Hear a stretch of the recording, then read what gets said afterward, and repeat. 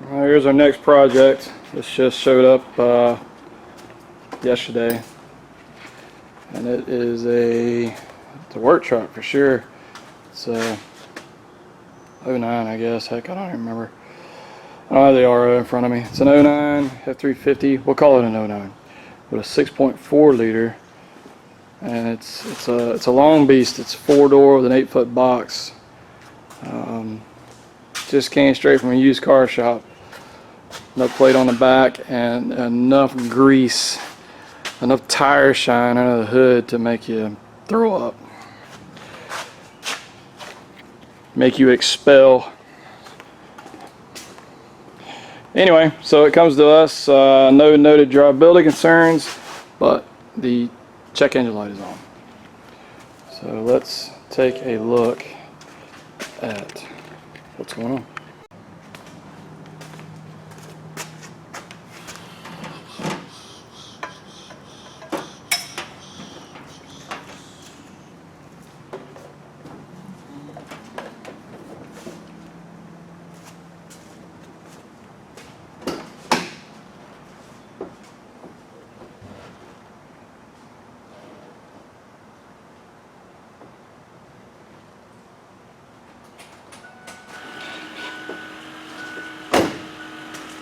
My lift,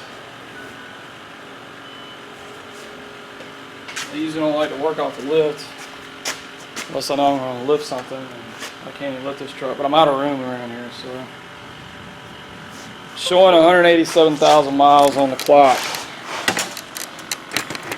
I got a vacuum pump that's running continuously. That's always a good thing.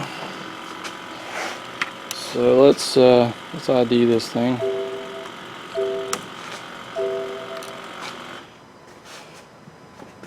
I was going to unplug the vacuum pump, but it's stopped. So we're good. Man, I hope that comes across. Such a weird angle.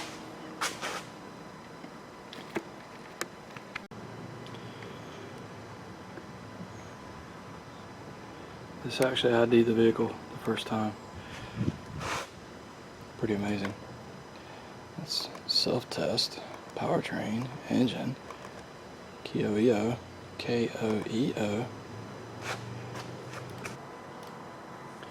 Let's see, what do we got here? We got a P088, which is fuel rail system pressure too high, and a P012, which is ECT EOT. We've got freeze frame data, extremely important. Let's see what this says. 204 degrees, 1,791 RPM, 14 miles per hour. Just had started the vehicle in less than a minute. It was really warm out, 118 degrees. Mass airflow was sucking in some air. Let's see here. Fuel rail pressure was 16,900.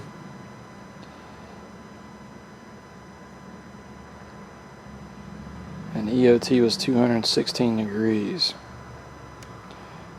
216, 215. What was our EOT? ECT was 204. So at that point, we were about, I don't know, 11 degree split, something like that. ECT was lower than EOT, which is fine. I mean, they'll be off a little bit.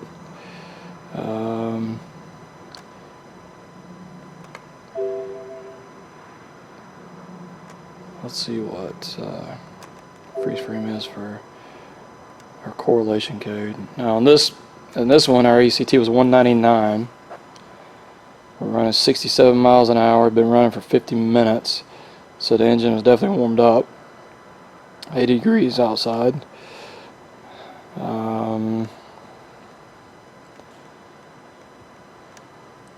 14 grand on the fuel rail pressure. And our EOT was 251 degrees. So 52 degree split. It's no good.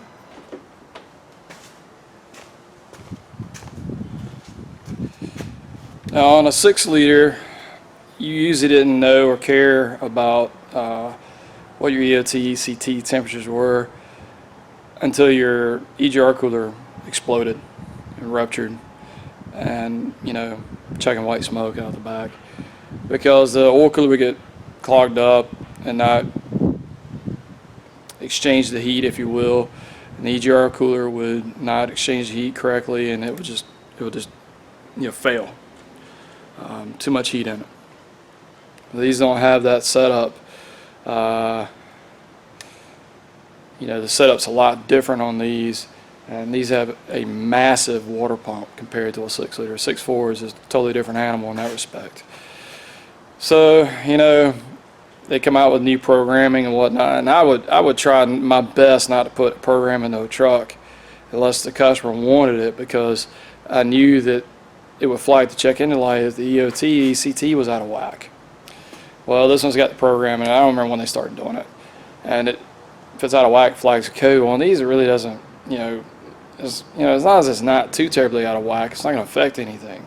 I mean, 50 degrees is a lot, but in the grand scheme of things, it's not really, to be honest with you. But he wants it fixed. He doesn't want the light on. There's nothing I can do about it. I can't get the light to stay out. I'm not an electrical engineer. I can't go in there and rewrite the program. I chuck parts at cars. So we're going to chuck some parts at this one. You got to pull the turbos to do an oil cooler, and this is where I do a cab. This is a no-brainer for me, especially on this truck. There's nothing on it. It's bare bones, nothing over the cab or anything like that. So I'll pull the cab, get the cab right off the truck, and get the turbos out of the way, and replace the oil cooler. Nothing to it. It's easy peasy. And while we're there, we're going to put we're going to run it by the customer. We're going to, also I got to get all this approved. But what I want to do is put an engine oil cooler in it and high pressure fuel pump. High pressure fuel pump. They come out with a reprogram, and it's hit or miss. It's 50-50. You can, I think they did it just keep put pumps in, but you reprogrammed it and it wouldn't look at the parameters so tightly, and then sometimes I've had no luck with it. It would keep the truck out of the shop for 6 months and be back with the same code. And the fix is to put a pump in it. All the solenoids are on the pump. The pressure valves, the control valve, everything's on the pump. It's all one unit. Well, I'm getting ready to pull it. With the customer's approval, I'm going to pull the cab to put the oil pump in it. I mean, the oil cooler. It's just going to cost some money for the part to put the pump in. There's not really anything extra to put the pump in. I don't have all the part anyway. So I'm going to recommend a pump. It'd be foolish not to. To do a program and not fix it and then take it all back apart again, that's just silly. So we'll see what he says. Pulling this cab on this 09 F350. It's not really any different from a 6-liter for the most part. Everything underneath is almost identical, except for a few things. We'll talk about this when I get the cab up in here. There's a little bit of a breeze blowing, so I apologize if the mic picks it up. And I'm just going to work from this fender all the way around across the radiator to that fender, and then we'll be at the point of removing. And the only thing I've done so far under here is disconnect the negative cables because I got the vehicle neutral. Reclaim the air conditioning and disconnect a line just to keep pressure from building back up because it's quite humid today. So let's get started on the hood, and we'll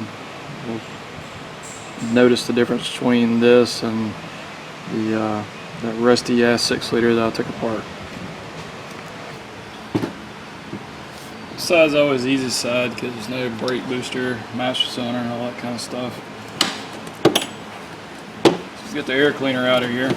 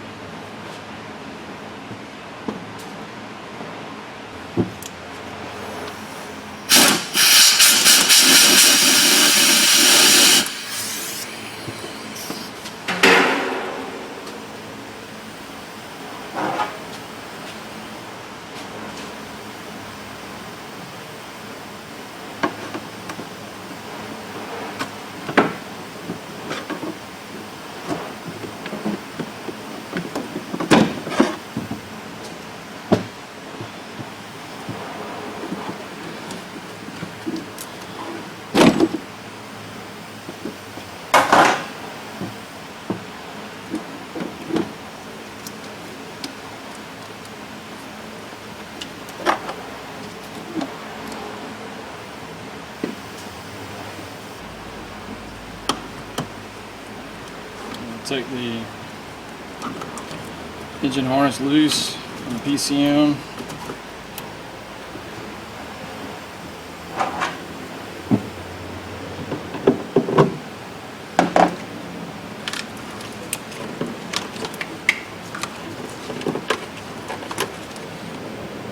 Connector down here goes to the engine harness, to the body.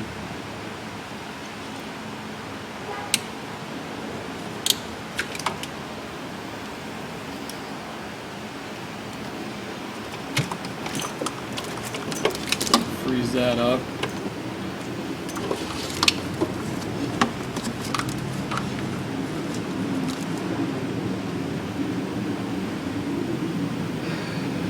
We've got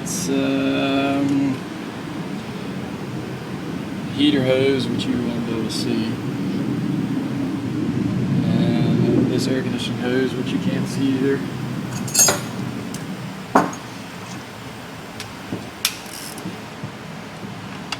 This is the suction back to the compressor. So this is under low pressure.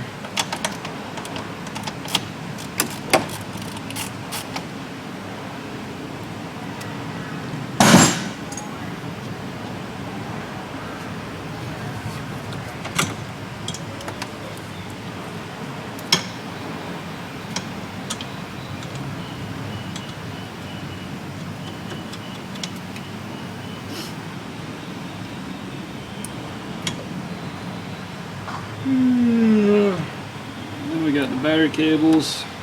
Those are going to stay on the engine.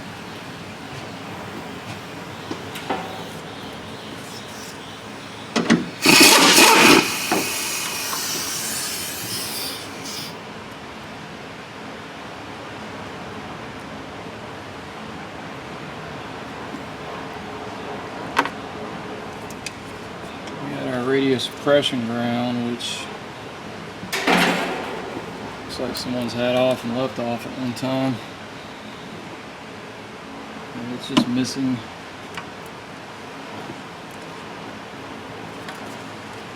There it is. Yeah, it's not even connected. Someone just left it right off. So that makes it easier on us when this thing disconnects.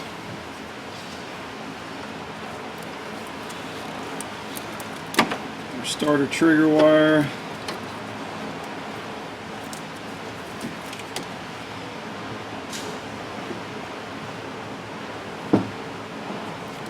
Push pin takes care of that. And we've got positive cable.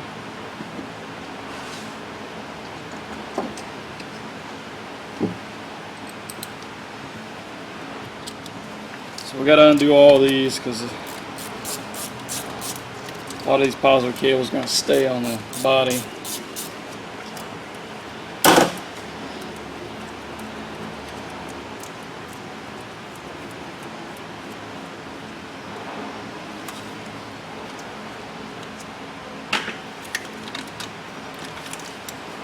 That's our alternator power wire.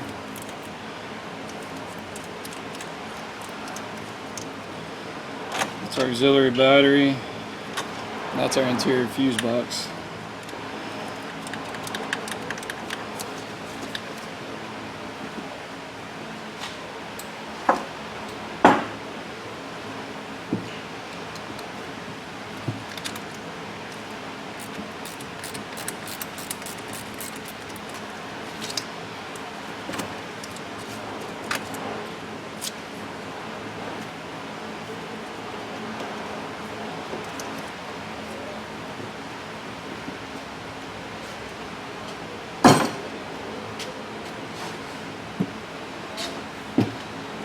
Always try to salvage these Christmas tree connectors as best I can, because it makes it look like it's never been apart when you go back together. Some of them can be difficult to save though.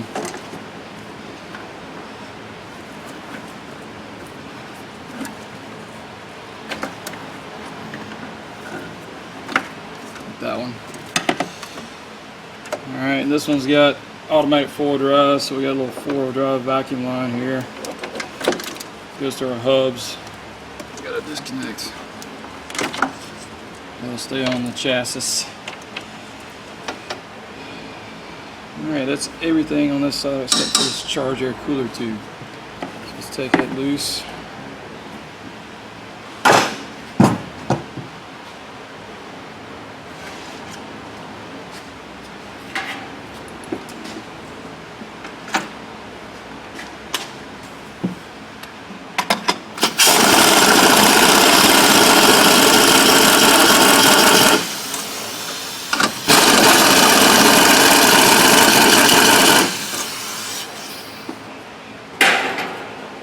Well, I should take the whole boot right off of it.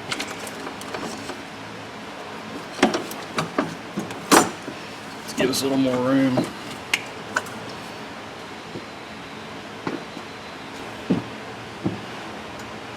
Give us a little more wiggle room.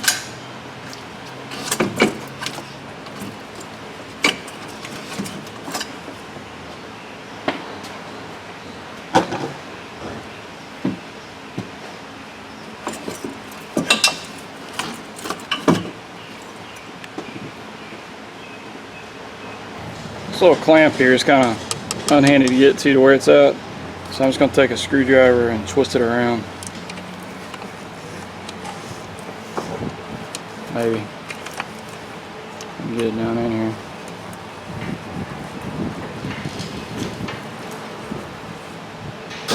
Might be too long.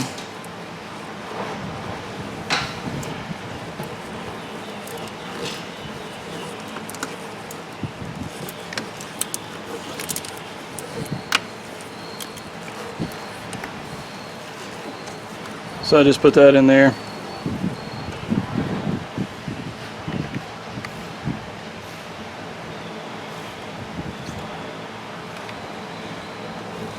Just put that in there and just leverage against it. You can put it anywhere you want. This is plastic though, so you have to be kind of careful.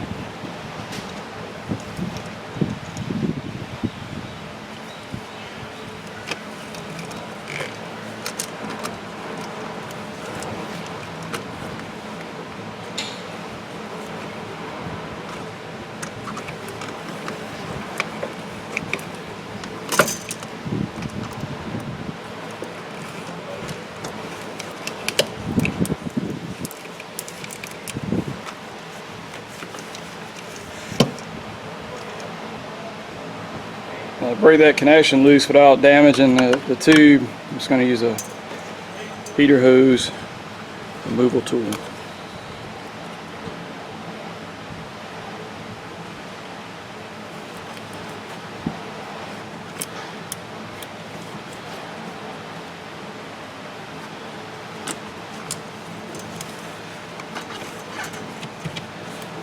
Working left-handed and not left-handed, so.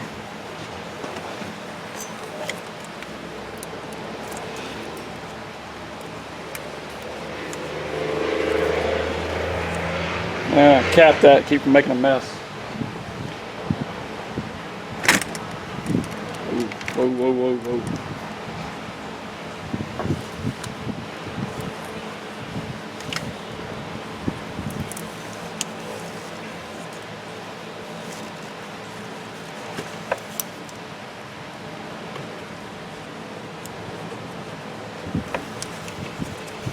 I'm gonna bring that up and stuff it over out of the way here.